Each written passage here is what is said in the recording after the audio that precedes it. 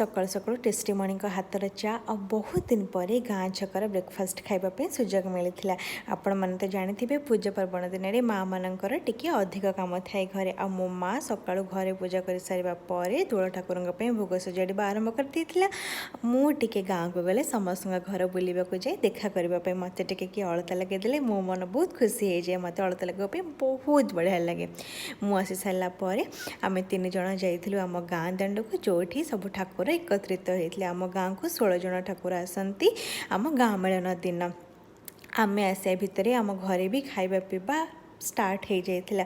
आम घर से दिन अरुआ भोजनर आयोजन होता। हेले आमे सिना खाइके टिके सोई पड़ू हेले माँ को कौन रेस्ट अच्छी। माँ चूड़ा घसा आरंभ कर देथिला।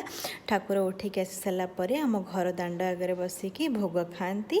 आ वर्षर दल एठी रहा। आशा करुँच भगवान समस्त भल रखिए। मु रही जय जगन्नाथ।